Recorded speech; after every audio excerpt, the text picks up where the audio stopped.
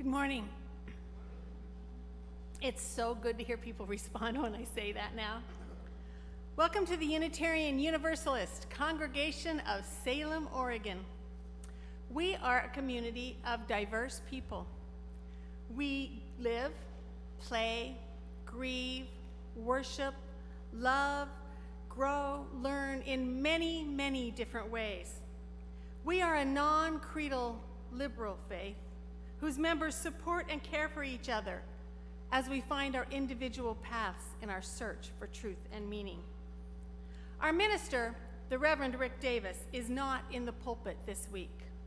Today, UUCS member Bob Muir will be sharing his insights with us. If you've been in UU for many years, or if you've been attending forever, or if this is your first time with us, please know that you are welcome here.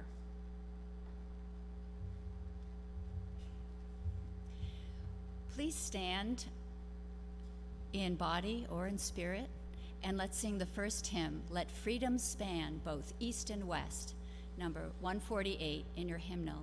And please remember to sing softly or hum.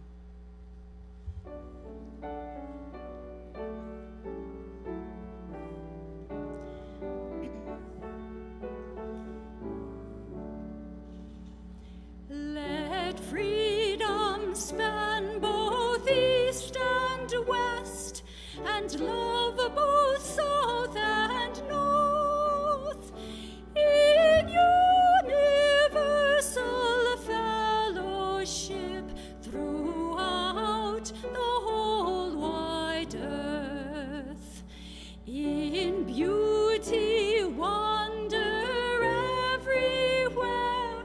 Let us communion find, compassion be the golden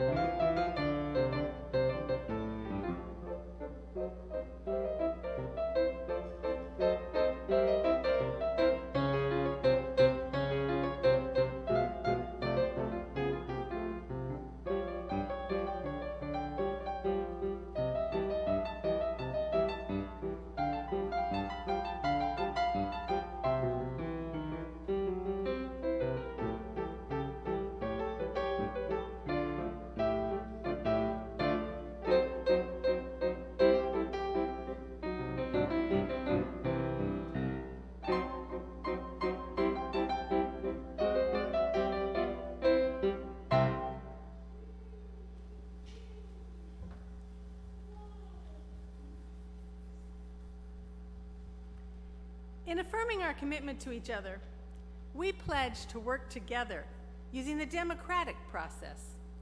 Although we have a number of rituals and customs and practices, participation is entirely voluntary. That said, I hope you will join me in speaking, very softly please, our affirmation. Love is our doctrine. Compassion is our way. Here we seek to create a joyful home for free religious exploration, build a community of caring fellowship, nurture the hopes, and serve the needs of our world. At UUCS, it is our tradition to light 3 chalices each Sunday morning. Bob, would you help me out with that? Our first chalice is for this congregation, all of you gathered here today, all of those in our hearts, and all of those joining us through the beauty of technology. Our second is for our partner church, which is located in Šimanfalva, Transylvania, Romania. And the third is for our children and youth, who we task with taking this light and its warmth into the future. The flames of our chalices burn bright for those who seek and defend the rights of all people and the responsible search for truth, equity, justice, peace, and meaning. They burn for those who defend our freedoms and for those who speak out against imposing beliefs on others through intimidation, coercion, or legislation. May we tend these flames with care, invite everyone to share their light and warmth. Please join in singing the flame into light.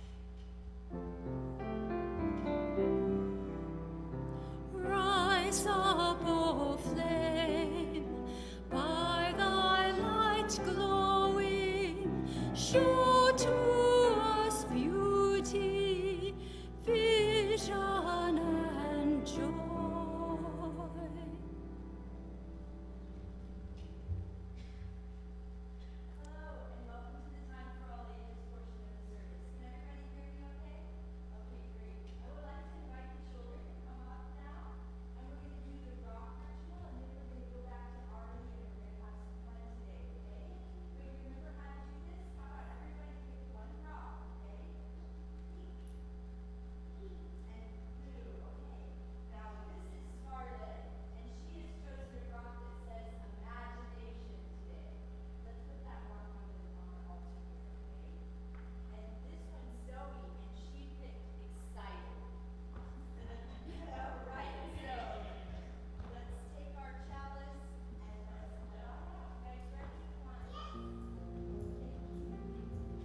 We're so glad to have our kids back in the service and joining us for RE.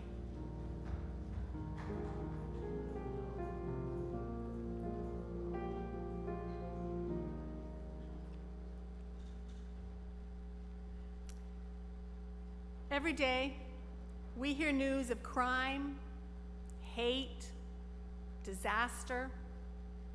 May this inspire us to find the joy that still exists in the world and to share it with others.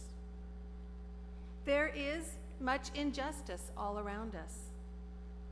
May we therefore look for balance in our lives. There are many who are suffering.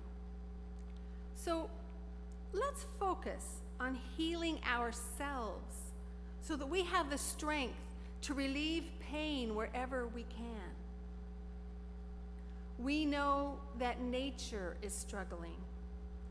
The animals, the forests, the waterways, even our skies as we see them filling with smoke this summer.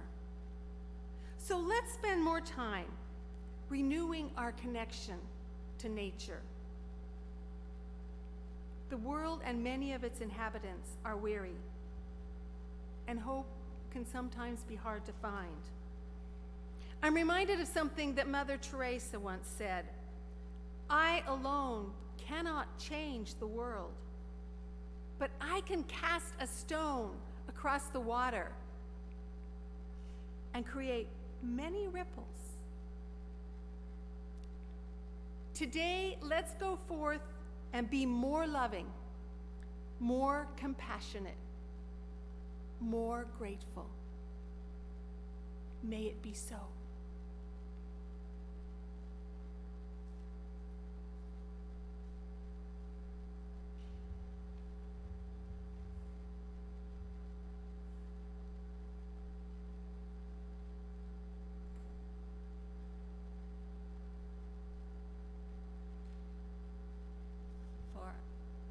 For our pastoral hymn, we'll sing "This Is My Song." Please remain seated.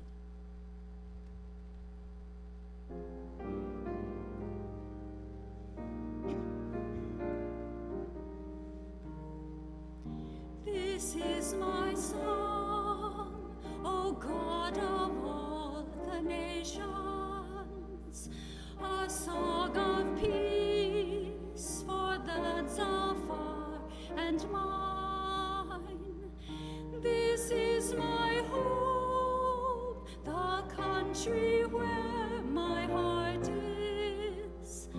Here are my hopes, my dreams, my holy shrine.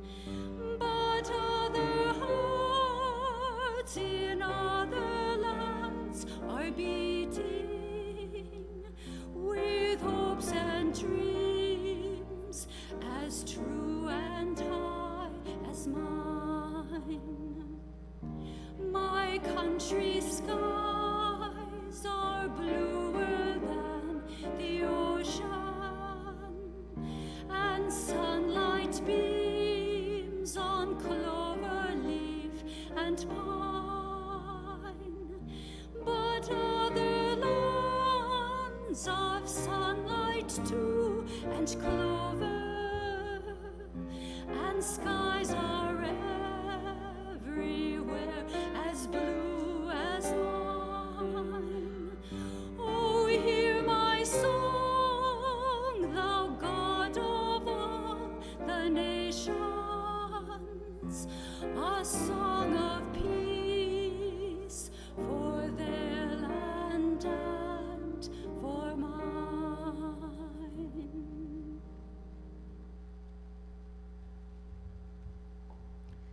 In Congress, July 4th, 1776, the unanimous declaration of the 13 United States of America.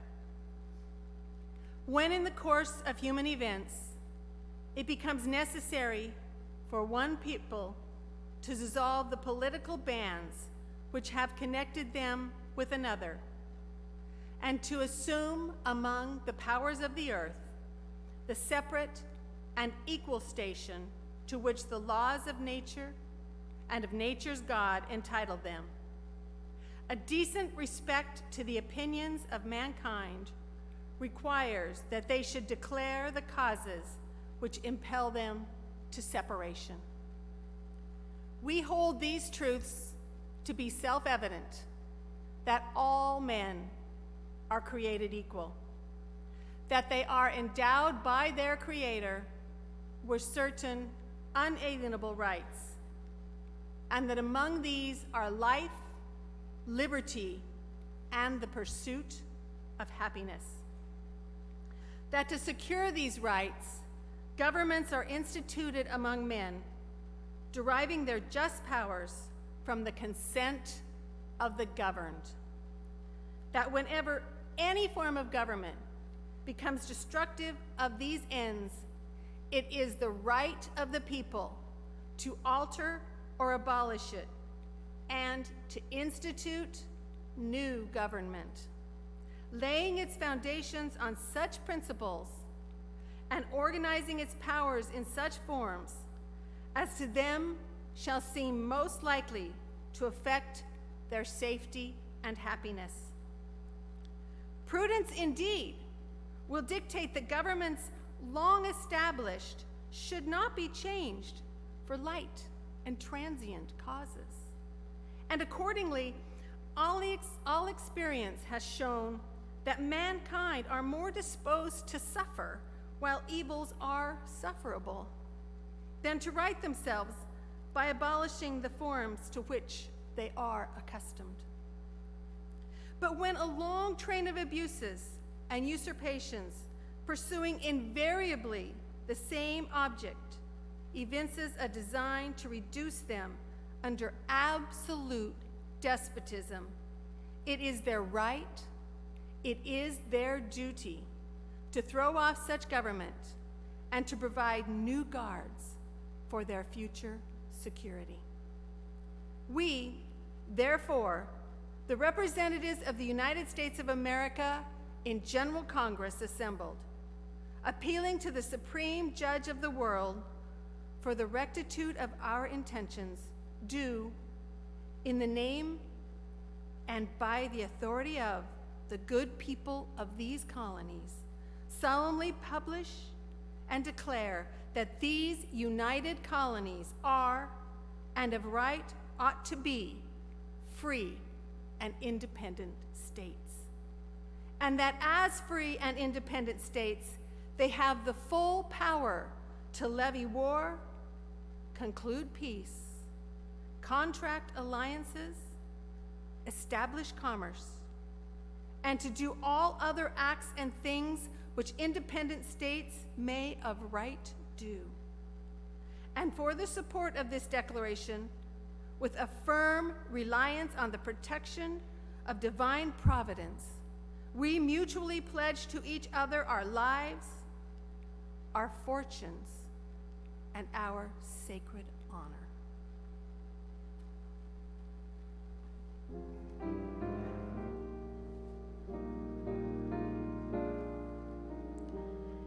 Thank you, Janet. Very well read. It's very difficult to follow words of such majesty with anything that can be, I would consider, of great value, but I'm going to attempt to. Good morning. Welcome, everyone. Happy 4th of July. Happy Independence Day. I'm Bob Muir. Rick is taking a well-earned break. I'm your speaker this morning. I don't want to throw a damper on your celebrations, but I do first have some questions. Have you ever doubted the glowing descriptions of America that some politicians give it? I have. The best country on earth, the beacon of democracy, bastion of human rights. Really? Have you ever felt your own values conflict with things that our government or fellow citizens are doing or saying? Sadly, I have. I have when learning that our government has helped to overthrow democratically elected governments. I have when I saw us supporting dictatorships that were exploiting and killing their own people. I have when I discovered our leaders have systematically lied to us about our own government's motives and actions. My love of country paused when I saw us going to war for weak and unbelievable reasons. I felt dismay at our rejection of treaties that protect people, such as children, or the environment, such as the Global Warming Treaty that we only recently renewed. I have trouble admiring America when Americans engage in acts of racism, when they waste and despoil our environment, the nature that Janet was referring to, when they exploit workers. The list goes on. You know what I mean. Yet I am an American, and I still love America. So I need to reconcile this love of my country with my values, particularly my UU values. How can I do that? Before I go to work on the theme of reconciliation, it may be useful to consider what we are celebrating today.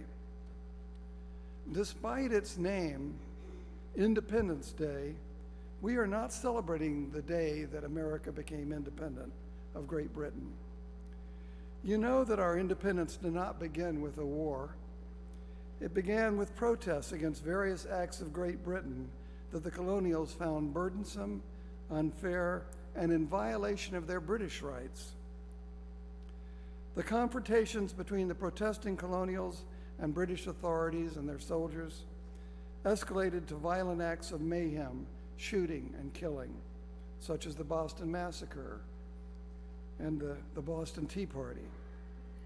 As they struggled, the colonials conferred with each other, often by letters, in what are called committees of correspondence, about their common complaints against the Crown, about what they were thinking, doing, and what they might do. In 1774, in response to the growing tensions, the 13 colonies formed the First Continental Congress to organize resistance to what they described as the coercive acts of the British government. At the same time, they sought to repair the damaged relationship with Britain by issuing a Declaration of Rights, affirming their loyalty to the Crown, but disputing the British Parliament's right to tax them. The following year, the Second Continental Congress submitted the so-called Olive Branch Petition to Parliament and the King, seeking relief from oppression and suing for peace. King and Parliament rejected the petition. Step by step, the colonies were becoming more and more independent of the United Kingdom, yet were not fully independent, let alone a separate nation. The Continental Congress would not even declare the colonies' independence until the following year, 1776. So in 1775, without independence, without a legitimate government of their own, what were those rebellious colonials after all? In fact and in law, they were a treasonous and seditious conspiracy violating the laws of their British government and at war with it. They claimed this was justified because Britain itself was unlawful and contrary to the so-called acting unlawfully and contrary to so-called self-evident human rights. See, those rascally colonials were putting their principles above loyalty to their government. I will come back to this point later. So if the colonies did not become independent on July 4, what did happen that day? On that day, the Second Continental Congress merely ratified the document we now know as the Declaration of Independence, largely drafted by Thomas Jefferson. 2 days earlier, July 2, it had approved the resolution declaring independence. Not to make too big a point of it, today should be called Declaration of Independence Day. Because independence itself was approved on July 2, the radical congressional delegate and later president, John Adams, would refuse to celebrate Independence Day on July 4 throughout his life, insisting it be on July 2. But celebrate he did, and he predicted how we would as well. Adams wrote to his wife, Abigail, "The second day of July, 1776, will be the most memorable epoch in the history of America. I am apt to believe that it will be celebrated by succeeding generations as the great anniversary festival. It ought to be commemorated as the day of deliverance by solemn acts of devotion to God Almighty. It ought to be solemnized with pomp and parade and shows, games, sports, guns, bells, bonfires, and illuminations from one end of this continent to the other, from this time and forevermore." And you know, the following year, it did. We started using fireworks, and we're still doing it. We're still having parades, and we're still having speeches. Well, what was Adams celebrating? When he rose on July 2 to speak of his support of the resolution declaring independence, Adams set aside his loyalty to the British government to declare his loyalty to a higher cause, saying, "Sir, before God, I believe the hour is come. My judgment approves this measure, and my whole heart is in it. All that I have, and all that I am, and all that I hope in this life, I am now ready here to stake upon it. And I leave off as I began, that live or die, survive or perish, I am for the Declaration. And so did they all, the signers of the Declaration, pledging to each other their lives, their fortunes, and their sacred honor, as Janet just read. Coincidentally, or maybe not so, Adams and Thomas Jefferson were both to die on July 4, 1836. Do you feel the covenant in those words, pledging their lives, their honor, their fortune? I do.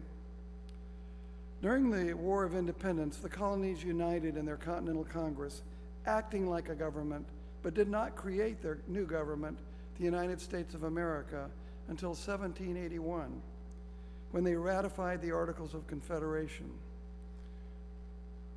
America was born only 6 months before the Americans, yes, we can now say it, won the Battle of Yorktown, ending the war. And so it passed. After long and bitter years, the fighting ended and peace ensued. 2 years later in Paris, the United Kingdom would accept the final treaty with the United States of America, recognizing the independence that the colonies declared, demonstrated, and finally won. America was from the outset and remains imperfect and unjust. In the beginning, America was classist, misogynistic, and racist.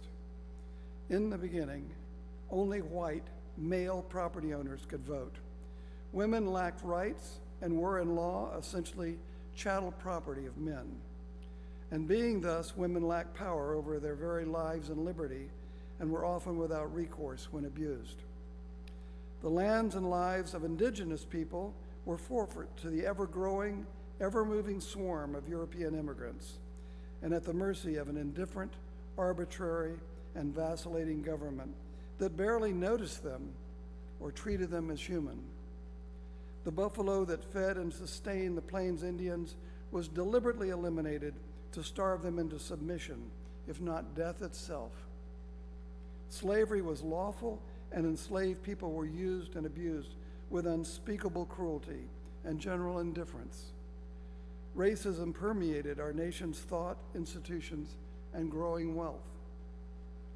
Much of this injustice and injury has ended, thankfully. But much remains to be done to fulfill the dream of those self-evident rights of life, liberty, and the pursuit of happiness. Moreover, our understanding of those rights has been expanding throughout our history. As I have been long in telling of my complaints against America, as I have been long in telling you of independence, I will be briefer in telling you of my complaints against America. Candidly, I personally have little to complain about. I was born with many advantages not shared by many in this country or the world. I am free, white, male of European ancestry with minimal health issues or physical limitations, and came from a stable family with wealth sufficient for necessities, security, and even comfort and some luxury. But despite my advantages, I was embarrassed, disappointed, and angry as I studied America's history and began to learn of our long and continuing struggle for social justice. The freedom for slaves, equal protection of the law, the right to vote extended to people of color and women, protection of child laborers and workers generally, fair labor practices, healthy food, environmental protections. All these had been long opposed and were achieved only after painful and costly struggles. But what really made me angry, what radicalized my thinking about patriotism, you may guess, was the Vietnam War. I do not wish to open old wounds, so I will be brief and general. I never saw the justification for the war and all the killing it brought. I was appalled by the apparent ignorance of the voting public about why we were there and what was happening. I was amazed at America's silence as it sent its young off to kill and be killed. And I was ashamed to learn that a disproportionate amount of the killing was being done by poorer Americans, especially people of color. I was also ashamed of the terror, injury, and maiming and death we brought upon the people of Southeast Asia. They suffered far more than we did. So I was outraged by the lies, duplicity, and cynicism of our political leaders.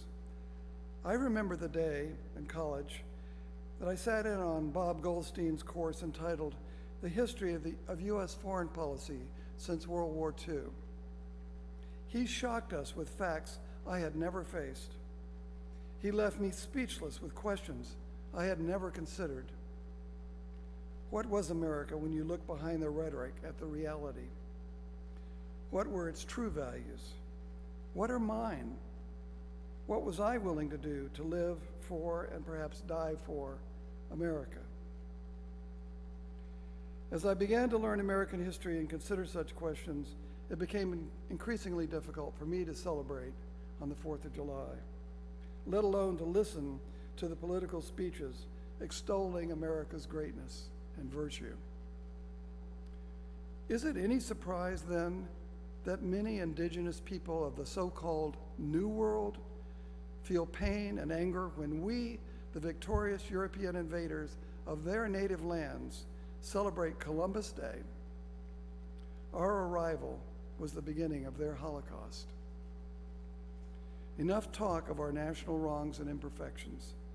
I brought them up only so that we together might consider that since the beginning of America, we Americans have always had this problem of reconciling love of country with our principles.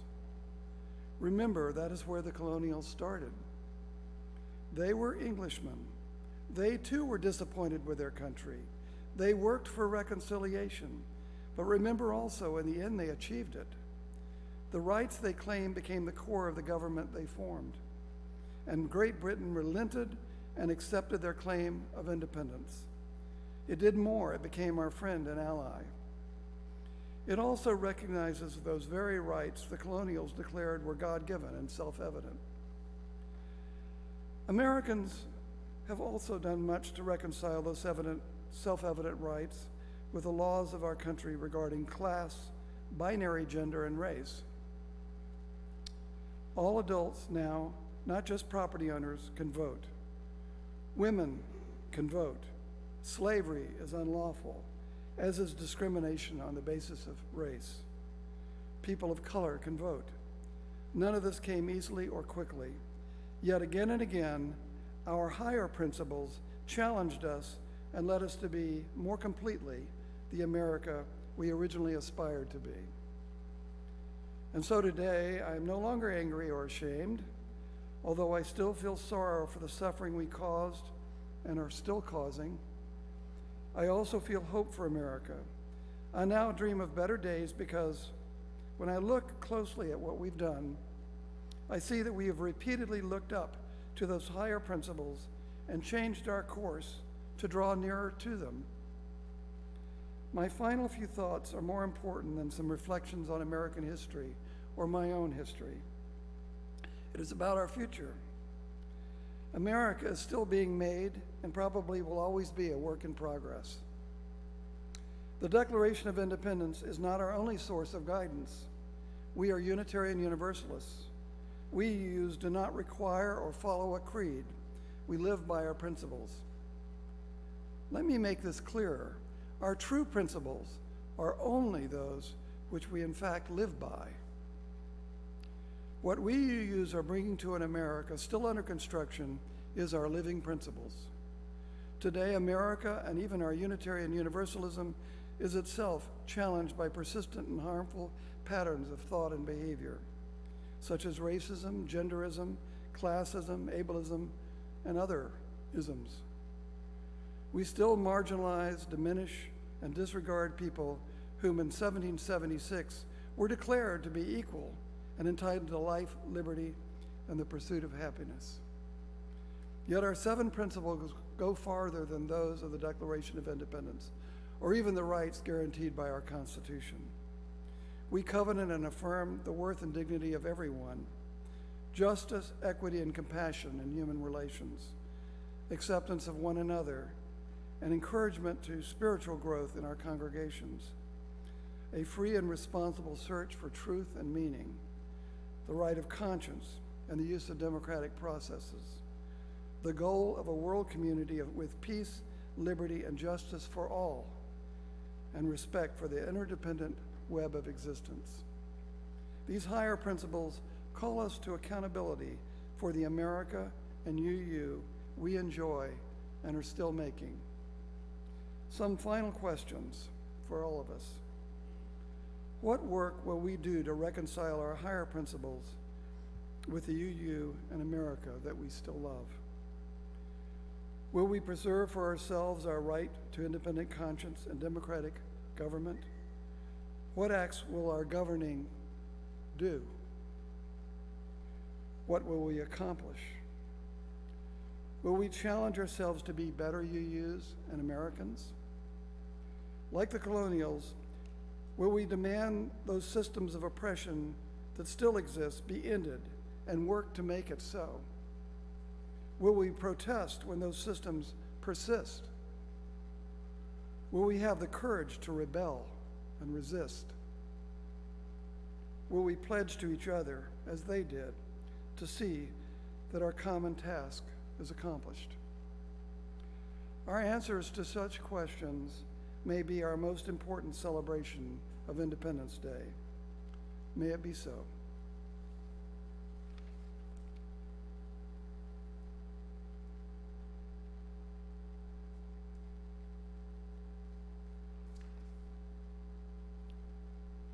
Thank you, Bob.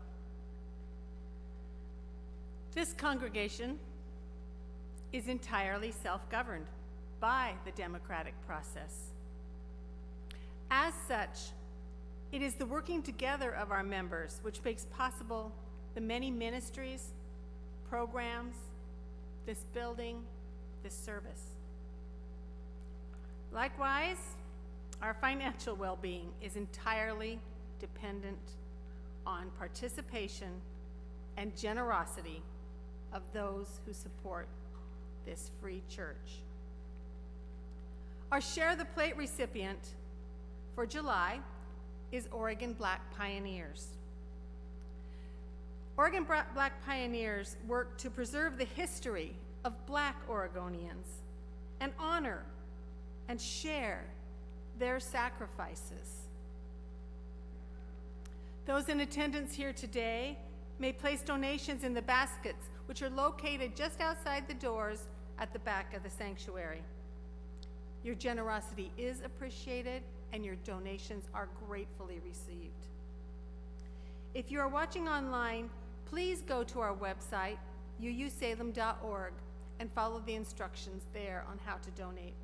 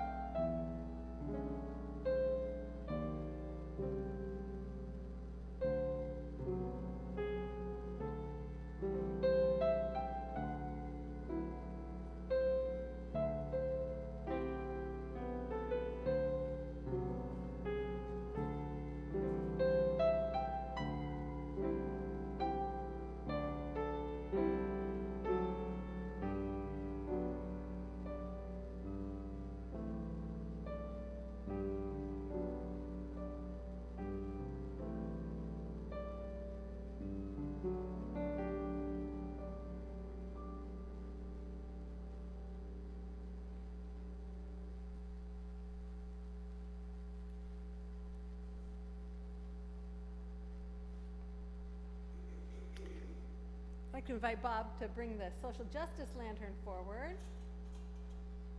Each week, we light this lantern to symbolize the taking of the warmth and love and caring and generosity of this community out into the wider world.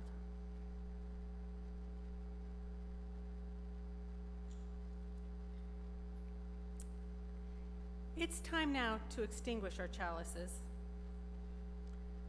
that we lit at the beginning of the service. Many ideas and insights have been shared today. We've shared our voices in song and in speech. We've pledged our dedication to principles and ideals that we share. But words are just words. Hymns are just songs. And the chalices are just candles. It's up to each of us to convert them to love, kindness, and good works throughout the coming week.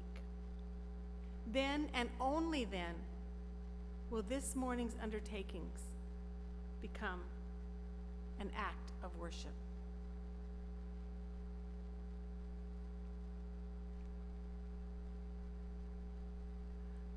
There is still much, oh yeah, we're going to start gathering. We're actually going to start coming together and gathering. We're going to have one service throughout the summer, and then starting next week, we're going to be gathering after service like we used to in the fellowship hall so we can talk and get to know each other. There will be no refreshments unless you bring your own. You're welcome to bring your coffee cup that you came in with, but other than that, there will be nothing served. But we will be able to chat and talk and get to know each other like we used to. That's wonderful. There are things going on in our community. Everyone is welcome to join a connections group. It's that time again to start signing up for connections group. So you can see on the slide how to do that. And the building is going to become available again for small groups to meet. So if you are in charge of a small group, or if you generally meet with a small group, you might want to look into that. And you can go to the website. All this stuff is on the website, so I don't want to go into too much detail on it. And I thank you so much.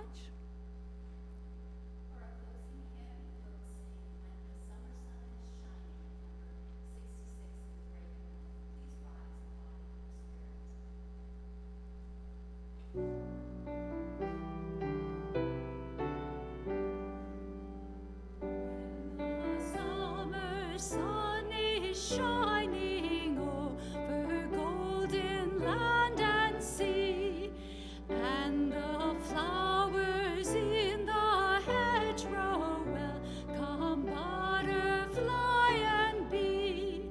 Then my open heart is glowing, full of warmth for everyone, and I feel an inner beauty which reflects the summer sun.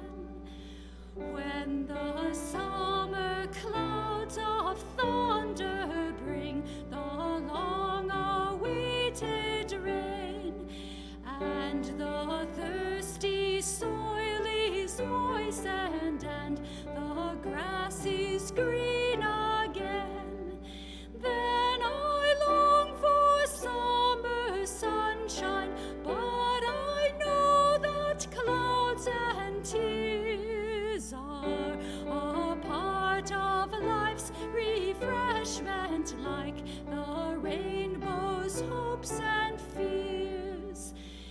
In the cool of summer evening, when the dancing insects play, and in garden, street, and meadow linger echoes of the day, then my heart full of yearning hopes and memories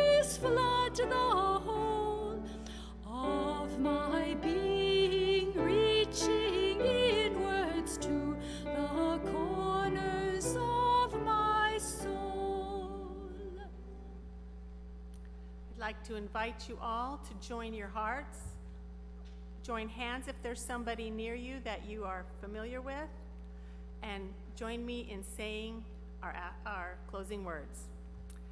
May faith in the Spirit of life, hope for the community of earth, and love for the sacred in one another be ours now and in all the days to come.